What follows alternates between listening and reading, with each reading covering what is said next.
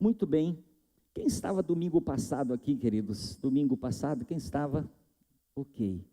Deixa eu lhe dizer, nós estamos pregando uma palavra muito preciosa e que hoje ficamos de dar sequência nesta palavra. Falamos, quem lembra que foi o tema da mensagem de domingo? Lei da atração versus lei da fé. Se você ainda não ouviu nada a respeito disso, não estou dizendo que eu sou o cara, mas de repente é algo novo para você, você tem liberdade de ir no nosso canal no YouTube, porque essa mensagem está lá, é muito importante porque você vai dar sequência. Tivemos a primeira mensagem, está aqui a segunda mensagem que nós vamos estar ministrando, e o tema dessa mensagem, segunda mensagem é princípios de fé ou princípios da lei da fé, ok? É sobre isso que nós vamos estar falando e eu quero começar compartilhando algo com você muito interessante que aconteceu comigo alguns anos atrás. Quando nós ainda estávamos, eu acho que ainda estávamos no Pará ainda, ou já estávamos aqui, nós já estávamos aqui, e o PGN, que é o Presbitério de Governo Nacional, é a maior liderança dentro da nossa denominação, e eu e minha esposa, nós temos o privilégio de fazer parte.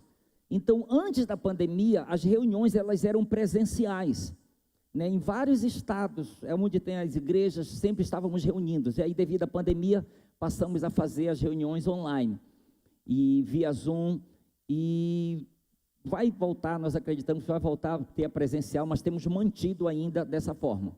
Quando nós estávamos fazendo as reuniões presenciais, nós estávamos em uma determinada cidade e estado, que eu não lembro com detalhe disso, e sempre antes das reuniões a gente tem um momento devocional, de adoração e uma ministração de uma palavra pela nossa liderança. E o nosso líder, o papai Paulo, com a mamãe Rebeca, eles me intimaram para que eu ficasse responsável pelo louvor, para ministrar louvor durante aquele momento, e levaram um violão, e eu sempre, ou durante a noite, ou bem cedo eu me acordava para tirar o tempo com Deus e preparar as músicas que iria cantar naquele momento devocional. Queridos, aconteceu algo tremendo comigo assim, numa madrugada.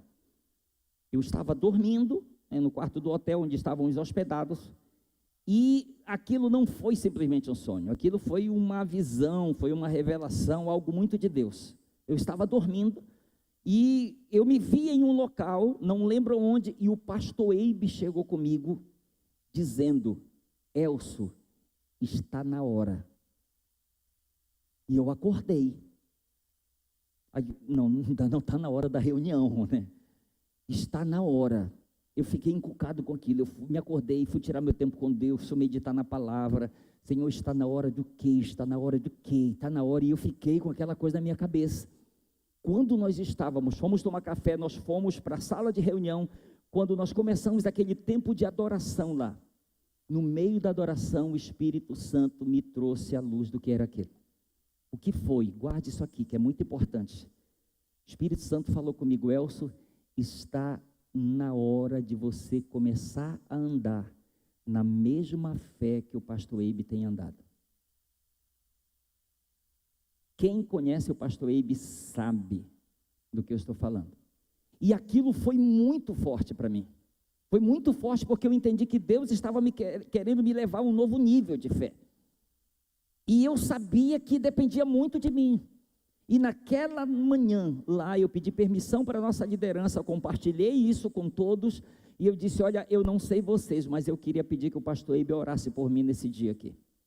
Eu sei que eu me ajoelhei, e aí o pastor Gary, o nosso avô espiritual estava, ele se ajoelhou, o pastor Paulo, a pastora Rebeca, todo mundo se ajoelhou, e o pastor Eibe tirou um tempo ministrando sobre as nossas vidas, sobre isso, e queridos, eu falo isso para a glória de Jesus, desde que isso aconteceu, algumas coisas assim extraordinárias têm acontecido nessa área, algumas coisas assim tremendas têm acontecido, e eu quero lhe encorajar para você acreditar que esse tempo é chegado para todos nós.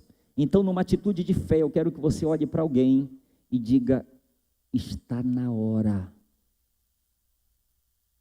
Olha aqui para mim, eu acho que você não falou com fé, que a pessoa não reagiu. Meu Deus do céu, tem que ter uma reação. Então olhe com aquela cara de alguém que tem muita fé e diga: está na hora.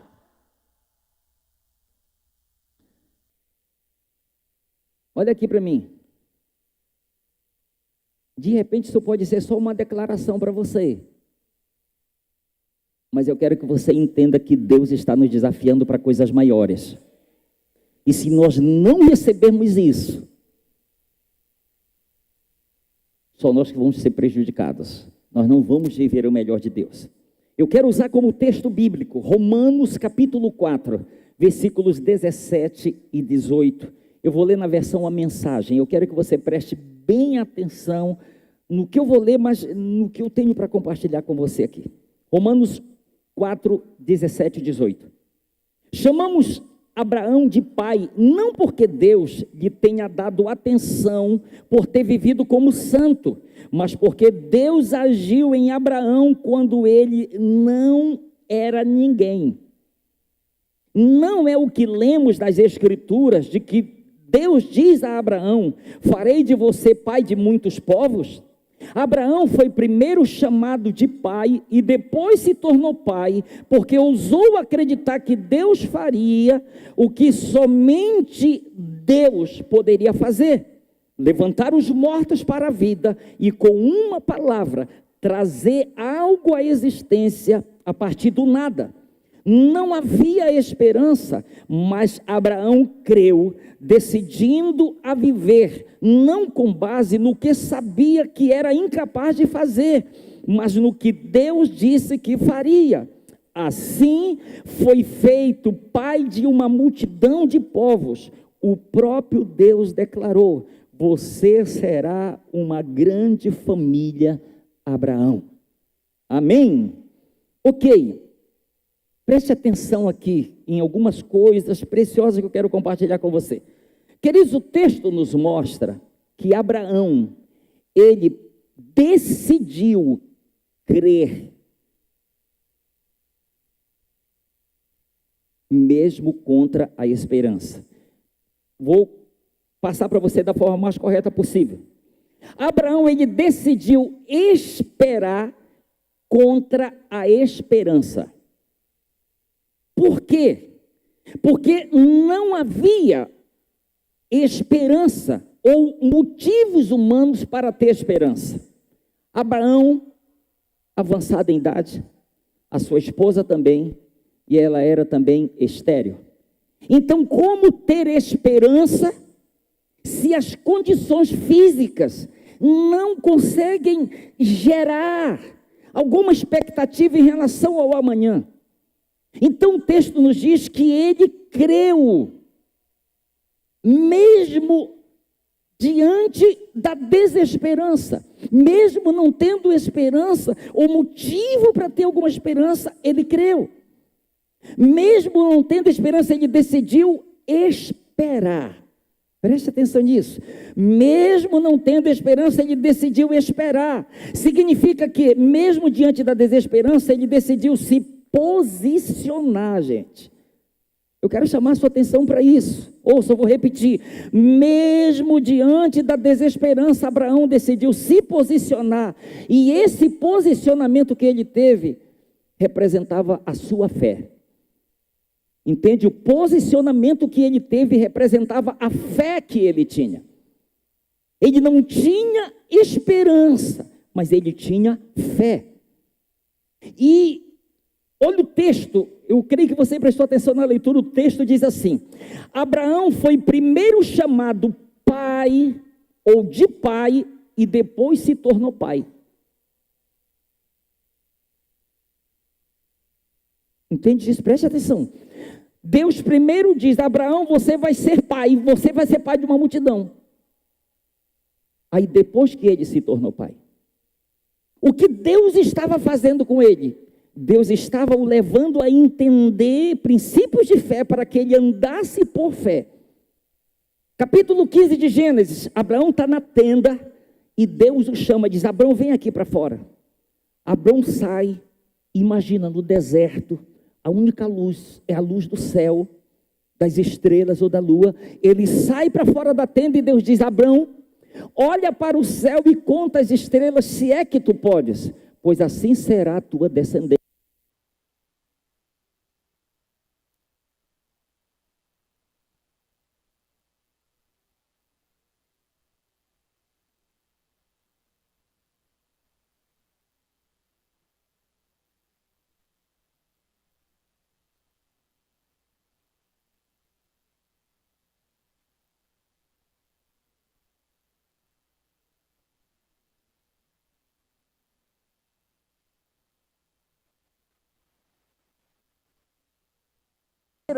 Mas quando Deus diz, você vai ser pai, ele recebeu aquela palavra, ele creu.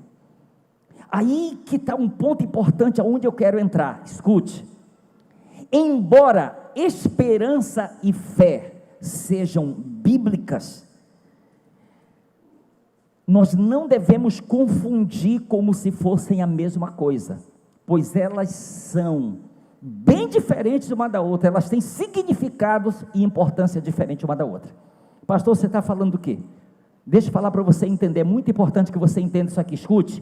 A esperança, ela sempre nos aponta para uma única direção. Qual a direção? A esperança, ela sempre nos aponta para o futuro. Preste atenção, a esperança sempre nos aponta lá para frente, para o futuro. Agora olha uma coisa aqui, embora muitos afirmem, eu tenho certeza que tal coisa vai acontecer, isto não é fé, é esperança. Mas pastor, em Hebreus capítulo 11, versículo 1, está escrito que a fé é a certeza. E se a pessoa disser, eu tenho certeza que eu vou receber tal coisa, você está dizendo que isso não é fé, é esperança? Sim. É porque está tendo uma mistura. Me acompanhe aqui, olha aqui. Olha o que eu digo. Eu tenho certeza que vai acontecer. Quando você diz o vai, você já está se projetando lá para frente. Então você está tendo esperança, não está tendo fé. É importante nós entendermos isso, que a gente acaba fazendo essa mistura. Olha aí, se eu dissesse, eu tenho certeza, fé, que vai, esperança. Você vai entender melhor isso aqui que eu estou querendo lhe passar aqui, você vai entender melhor. Pastor, você tem algum texto bíblico, alguma base para isso? Eu tenho, eu quero lhe dar um exemplo aqui muito clássico.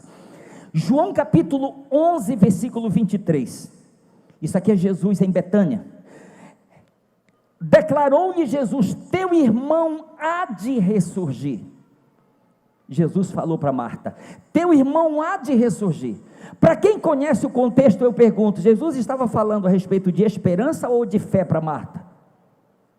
A respeito de fé, porque Jesus estava se referindo àquele dia, Marta, o teu irmão vai ressurgir hoje. Aí o versículo de número 24, olha o que diz, olha a resposta de Marta, João 11, 24, eu sei, replicou Marta, que ele há de ressurgir, na ressurreição, no último dia. Você entende? Jesus está dizendo, Marta, o teu irmão vai ressurgir, só faltou ele estar com o dedo assim, só faltou ele acrescentar hoje, teu irmão vai ressurgir. Ela disse, sim Senhor, eu creio que ele vai ressurgir, na ressurreição no último dia.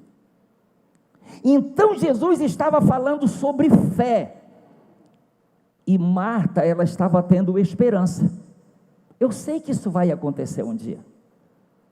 Nós temos esperança da volta de Jesus, nós temos esperança de que nós iremos receber um corpo glorificado, nós temos esperança que haverá um novo céu e uma nova terra, que Deus enxugará de nossos olhos todas as lágrimas. Queridos, isso é esperança, porque nos projeta lá para frente.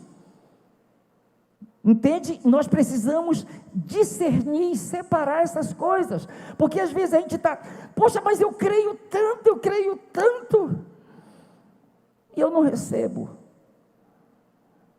Talvez você está misturando a fé com a esperança, está colocando tudo dentro de uma mesma panela e acha que é a mesma coisa. Lembre-se disso, quando eu digo, não, eu creio que um dia, Deus tarda, mas não falha. Quer ver? Tá? Um dia eu vou receber. Você está tendo esperança. Entende? Está tendo esperança e não fé. Pastor, e a fé, como é que ela funciona? Deixa só de fazer menção aqui. Lembra que Jeremias fala em Lamentações? Quero trazer à memória aquilo que me dá esperança. Queridos, os dias que Jeremias estava vivendo eram terríveis. Era de aflição, era cativeiro, era o pior momento que Israel estava vivendo. Então Elias está dizendo, Jeremias, eu quero trazer à memória o que pode me dar esperança, que pode me fazer com que eu veja uma saída, uma solução, algo de melhor lá na frente. Entende? Ele está buscando algo para motivá-lo, para que ele alimente a esperança. Agora, pastor, e a fé? Se a esperança, ela sempre nos aponta em uma direção, que direção? A direção do futuro. E a fé? A fé, ela sempre nos aponta em duas direções. A primeira direção é ao passado. Como assim, pastor? Romanos capítulo 11, versículo 3. Pela fé, entendemos que foi o universo formado pela palavra de Deus, de maneira que o visível veio a existir das coisas que não aparecem. Ou seja, eu preciso ter fé para acreditar que aquilo que está escrito é verdade, é a palavra de Deus. Entende que já aconteceu. Eu preciso ter fé para acreditar nisso. E ele diz, pela fé nós entendemos que as coisas que existem hoje, elas foram criadas do que não existia, do nada. Então é necessário fé para entendermos. Mas também qual é a outra direção que a fé nos aponta? A fé, ela nos aponta para o presente.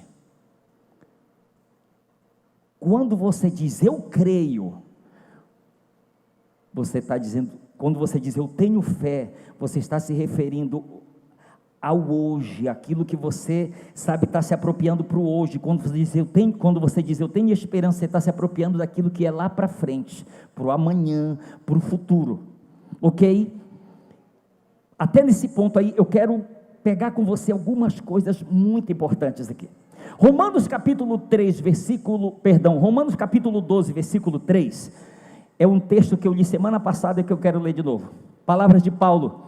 Porque pela graça que me foi dada, digo a cada um dentre vós, que não pense de si mesmo além do que convém, antes, pense com moderação, segundo a medida da fé que Deus repartiu a cada um.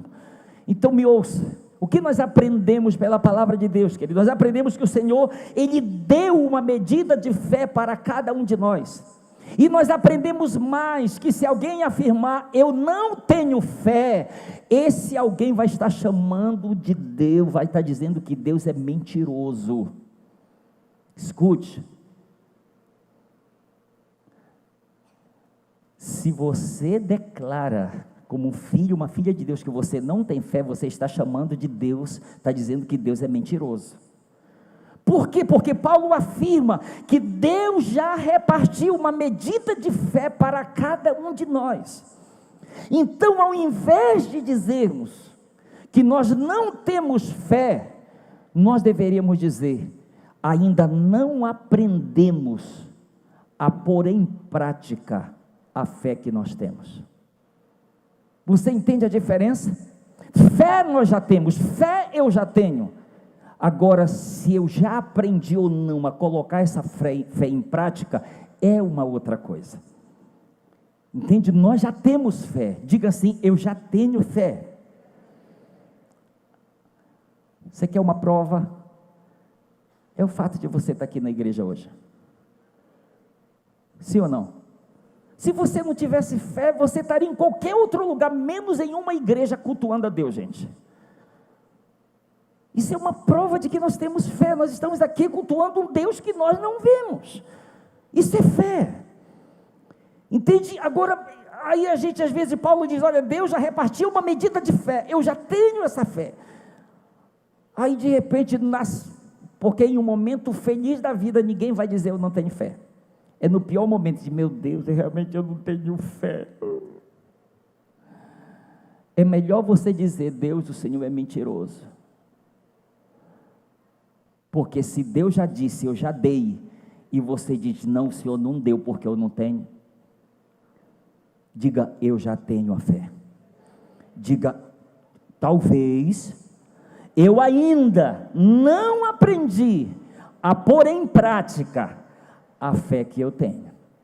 Você entende? É uma outra coisa. Eu ainda não aprendi a pôr em prática a fé que eu tenho. Por 4 vezes nós vemos na Bíblia o Senhor fazendo uma mesma afirmação: o justo viverá pela fé. O justo viverá pela fé. Por 4 vezes isso está nas Escrituras. Então, se nos tornamos justos por causa da sua justificação, a fé bíblica, me ouça, a fé bíblica deve ser o grande diferencial em nossas vidas, queridos. Se nós nos tornamos justos por causa da justificação dele, a fé bíblica deve ser o grande diferencial em nossas vidas. Ela deve ser a base sólida e firme da nossa vida espiritual. 1 Tessalonicenses capítulo 1, versículos 2 e 3, olha o que diz esse texto: damos sempre graças a Deus por todos vós, mencionando-vos em nossas orações, e sem cessar, recordando-nos diante do nosso Deus e Pai, me ajude aí, da operosidade da vossa fé. Olha aqui para mim, Paulo, ele está falando de uma fé que opera, de uma fé operante, de uma fé eficaz. Então, eu não tenho fé, é uma coisa, eu tenho fé, mas eu ainda não aprendi a colocar em prática esta fé, é uma outra coisa totalmente diferente. E Paulo está aqui, louvando a Deus, e fazendo menção para a igreja de Tessalônica, dizendo, olha, eu me recordo, e eu dou graças a Deus por vocês, e pela operosidade da fé de vocês. Vocês têm uma fé eficaz, vocês têm uma fé operante. O que significa esta palavra eficaz, queridos? Eficaz do latim é efficax, que significa que produz o efeito esperado, que é capaz de alcançar o resultado desejado. Você entende aonde Deus quer nos levar? Não apenas para que a gente tenha fé, mas que a gente tenha uma fé operante, que a gente tenha uma fé eficaz, uma fé que produza de fato resultados que nós esperamos. Porque de repente eu digo, eu tenho fé, mas eu não tenho ainda uma fé que é operante, uma fé eficaz, então eu espero resultados que a minha própria fé ainda não está tendo condições de me dar. Aí eu vou ficar frustrado. Então, por que eu estou lhe falando tudo isso? Porque você veio aqui comigo para nós aprendermos princípios de fé baseado na palavra, para que a nossa fé, ela se torne uma fé operante baseada na palavra. Eu posso ouvir um amém? Agora me ouça aqui uma coisa, escute, se o melhor médico do Brasil chegasse com você e dissesse, olha, eu tenho um medicamento para lhe dar, que esse medicamento é o melhor que existe na prevenção contra o câncer, quem aceitaria tomar esse medicamento? Eu aceitaria, gente, é o melhor médico. Para você que não levantou a mão, talvez você já foi desesperado num pronto-socorro, e você não chegou lá, quem é o melhor médico? Não, chama qualquer um, é técnico de enfermagem, é enfermeiro, é médico, chama qualquer um, aplica alguma coisa em mim para passar essa dor. Quem já chegou assim como eu, desesperado, num lugar assim? Você escolheu o médico? Não. Agora eu estou lhe fazendo uma proposta do melhor médico do Brasil, você ainda está com a mão abaixada aí. Vou repetir de novo.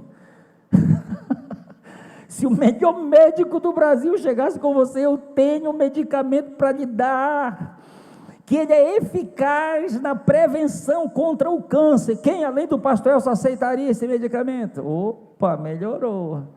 Se eu fizer mais um apelo, todo mundo vai levantar a mão. Olha aqui para mim, escute. Gente, se nós iríamos aceitar esse conselho, essa dica, essa proposta de um médico, mesmo que seja o melhor, mas é homem, é falível, é limitado, e se nós consideramos a pessoa digna de confiança, quanto mais o Deus que criou o homem, entende? Quanto mais o Deus que criou o homem, que é justo, que é fiel, que é verdadeiro. Então por que eu estou lhe falando isso? Porque eu estou lhe expressando que existe alguém que é fidedigno, que é digno da minha e da sua confiança, mais do que o melhor médico. Não estou dizendo que não é para depositar confiança nos médicos, não, mas se nós conseguimos confiar em alguém que é limitado, que é falível, por que não confiar num Deus que é ilimitado, que é verdadeiro, que é fiel? Quem está me entendendo, dá um amém aí para mim, por favor.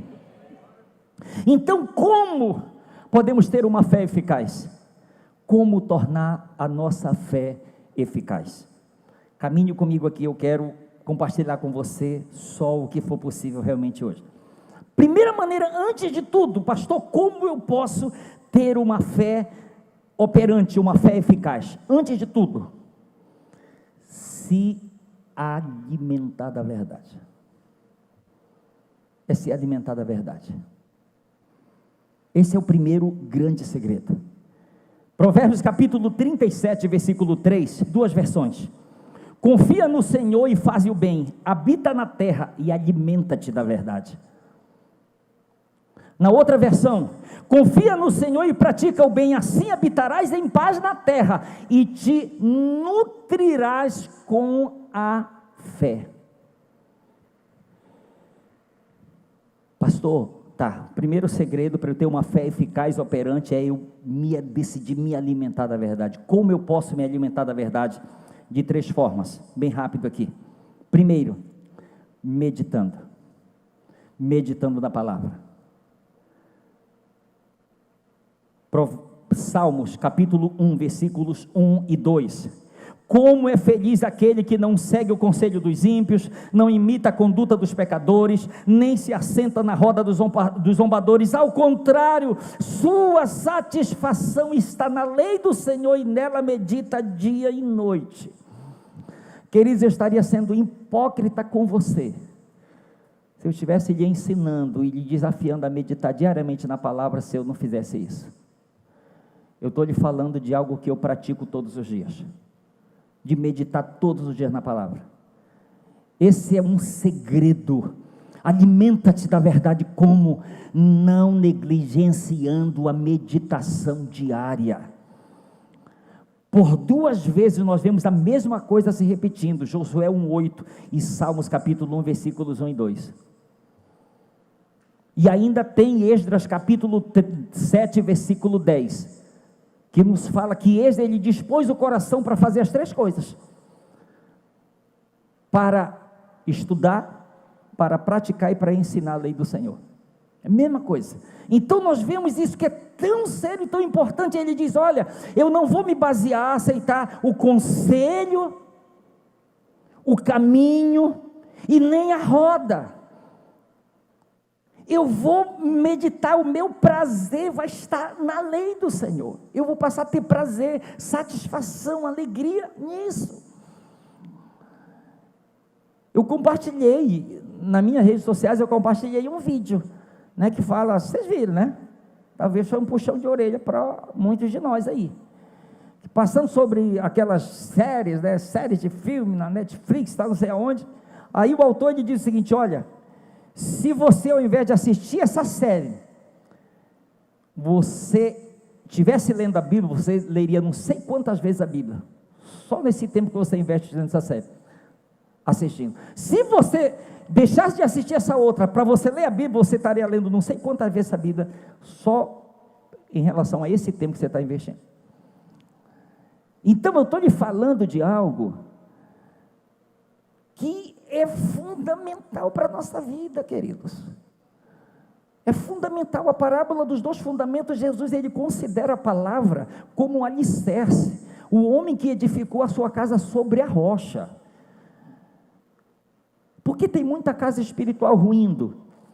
Porque o alicerce é fraco.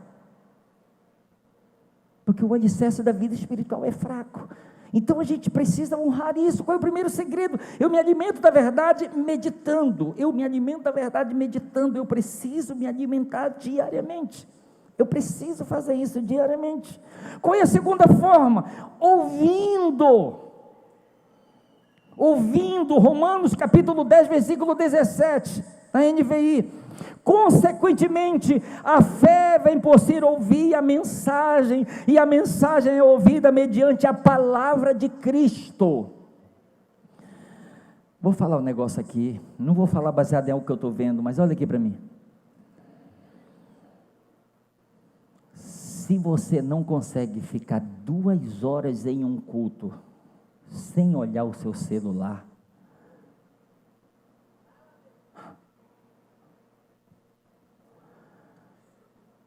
pérolas que você poderia estar ouvindo, está sendo desperdiçado.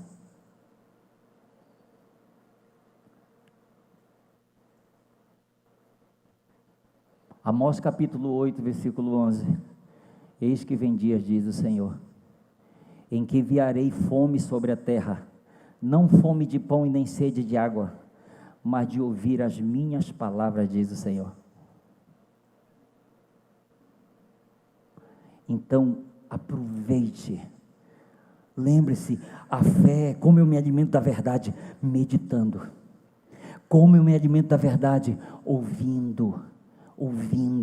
Use os ouvidos. Só em Apocalipse, nos capítulos 2 e 3, por 7 vezes, o Senhor, Ele fala a mesma coisa. Quem tem ouvidos para ouvir, ouça.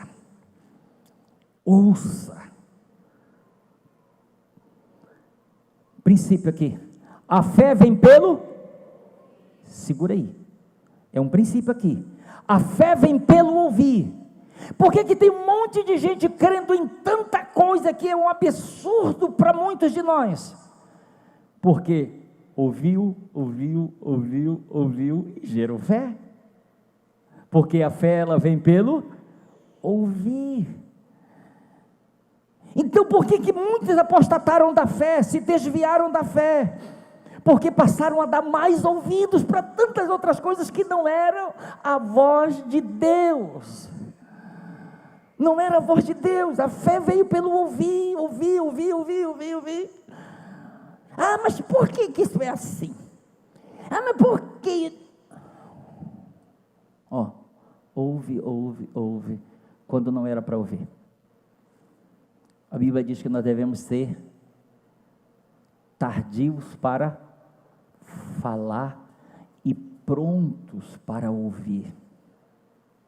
Tardio para falar e pronto para ouvir. Terceiro segredo: como eu me alimento da verdade? Primeiro, meditando. Segundo, ouvindo. Terceiro, acredite, falando. Está em Efésios capítulo 5, versículo 19, na Nova Bíblia Viva. Conversem entre si a respeito do Senhor, citando salmos e hinos, entoando cânticos espirituais, cantando e louvando ao Senhor de coração. Paulo diz: edificai-vos reciprocamente. Querido, nós podemos nos alimentar da verdade na medida em que cantamos salmos, em que salmodiamos. Você quer descobrir qual tem sido o alimento de algumas pessoas? Tira um tempo para conversar com elas. Porque a boca fala, você vai perceber do que a pessoa tem se alimentado. Qual tem sido o alimento dela? Tire tempo para conversar com ela e você vai perceber do que ela tem se alimentado. Qual tem sido a nutrição alimentar dela. E aí você acaba não se aproveitando muita coisa. Por quê? Porque não tem se alimentado. E ele diz: olha, falem entre vocês, é uma forma, Deus está me alimentando da verdade, eu estou dando do que eu tenho, outro está dando do que tem, nós estamos nos edificando reciprocamente. Entende? Há uma edificação recíproca. Segundo segredo aqui, falei do primeiro, vou falar, não dá para passar disso, falar só até o segundo segredo, como ter uma fé eficaz. Segundo, primeiro é se alimentar da verdade. A segunda forma, crer a palavra no coração. Crer a palavra no coração. Provérbios capítulo 4, versículo 23. Guarda sobre tudo o que se deve guardar, guarda o coração, porque dele procedem as fontes da vida. Ouça uma coisa que eu vou lhe dizer: o principal alvo de Satanás não é alcançar minha mente, é alcançar o meu coração. Atos capítulo de número 5, versículo 3, Pedro fez uma pergunta para Ananias: Ananias, por que você permitiu que Satanás enchesse o teu coração? Por que você... Ouça, Pedro está dizendo: Ananias, houve uma permissão, você permitiu, houve uma permissão sua, porque olha aqui, o responsável pelo meu coração sou eu. Quantas moças e rapazes estão emocionalmente arrebentados, porque permitiram que pessoas ficassem brincando com os seus sentimentos, com as suas emoções. Chegou alguém com uma conversa bonita, ai, toma o meu coração.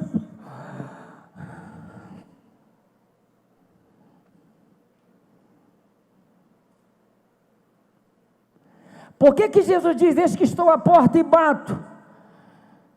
É porque essa fechadura, ela tem uma chave, mas ela só abre pelo lado de dentro.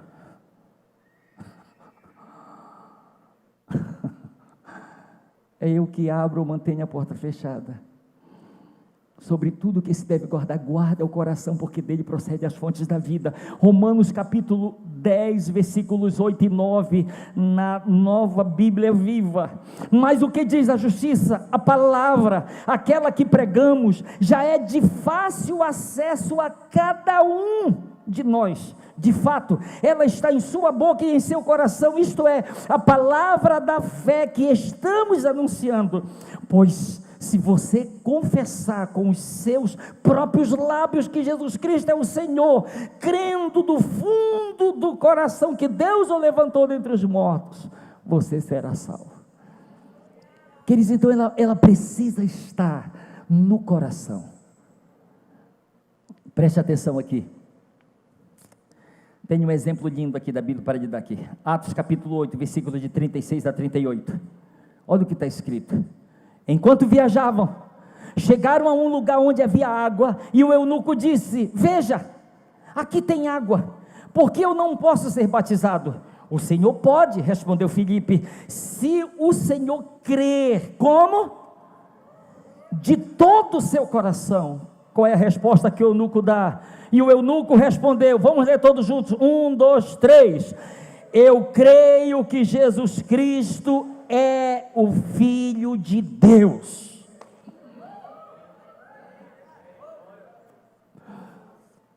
Olha aqui para mim, se eu cresço com a mente, isso pode ser facilmente dispersado, mas aqui dentro pode ser protegido. Eu creio em Jesus de todo o meu coração. Eu vou crer no que? Na palavra que eu tenho aprendido, na palavra que eu tenho meditado. Você entende? Eu vou crer de todo o meu coração, eu vou permitir que essa palavra alcance o meu coração. Queridos, eu estou lhe falando de 2 segredos que podem revolucionar a nossa vida de fé. Primeiro segredo, decida, escolha se autodisciplinar, para que diariamente você separe um tempo. Só para você ter uma ideia, eu me lembro, uma pessoa uma vez chegou comigo lá do Pará: pastor, quero que o senhor me ajude em oração, porque eu estou com um alvo. Qual é teu alvo? É de eu dar o dízimo do meu dia para Deus. 24 horas, 2 horas e 40 minutos. Meteu o pastor no bolso. Eu digo, meu Deus, nem eu estou fazendo isso, mas amém. Eu quero dar o dízimo do meu dia para Deus. Aí eu perguntei para ele: escute, você já está todos os dias tirando tempo com Deus, todos os dias, tudo? Ele disse: não, às vezes um dia eu tiro, outro dia não dá, às vezes, sabe? Eu disse: meu irmão, comece dando uma oferta. Porque olha aqui para mim, alguém que não está dando uma oferta do seu tempo para Deus, vai dar dízimo, gente? Como é que eu não estou conseguindo tirar 5, 10 minutos por dia? Eu vou dizer: não, eu só vou começar quando eu estiver dando 2 horas e 40 minutos. Nunca vai acontecer isso. Porque quem é fiel no pouco, é princípio. A minha fidelidade no pouco, ela vai me levar a alcançar o muito. Deus vai me promover para isso. Entende? Então decida, eu vou decidir me alimentar da verdade, eu vou decidir me alimentar como? Ouvindo, eu vou meditando, mas também falando. Seja alguém que as pessoas vão ter prazer e alegria em estar perto de você falando com você, queridos. É um testemunho que eu tenho, sabe, algo muito interessante que acaba acontecendo comigo, que na medida que eu vou conversando, vem encaixando, sabe, passagem bíblica, texto bíblico, vem encaixando, vem fluindo. Por quê? Porque se está sendo o seu alimento, vai ser uma coisa espiritual, mas vai ser natural, que vai fluir, que vai acontecer, porque a boca fala do que está cheio o coração. E lembre-se disso, se eu estou me alimentando, eu vou dar liberdade para que esse alimento alcance o meu coração. Amém? Agora eu vou pedir que você fique de pé, porque eu estou fazendo assim como eu fiz de manhã, que não deu, e semana que vem, eu vou compartilhar. Eu ainda tenho 1, 2, 3, mais 4 princípios. Mas 4 princípios eu tenho para compartilhar com você sobre isso. Mas eu quero lhe pedir, gere essa expectativa no seu coração. Gere. Você sabe qual é a vitória que vence o mundo? João, ele nos diz, 1 João capítulo 5, versículo 3 e 4, ele diz: aquele que é nascido de Deus vence o mundo, e esta é a vitória que vence o mundo, a nossa fé. A nossa fé. Mas escute o que eu vou lhe dizer. Fé que não tem como base a palavra é a lei da atração. Vou repetir. Fé que não tem base na palavra é a lei da atração. É alguém que vai estar se baseando em pensamento positivo, em confissão positiva. Qual é a grande diferença entre a lei da atração e a lei da fé?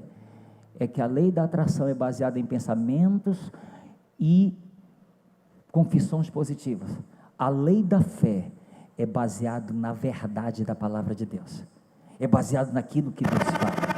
Porque Deus se compromete com aquilo que Ele fala. Amém, queridos? Então eu vou pedir que você feche os seus olhos, por favor. Feche os seus olhos. E eu quero que você faça uma coisa.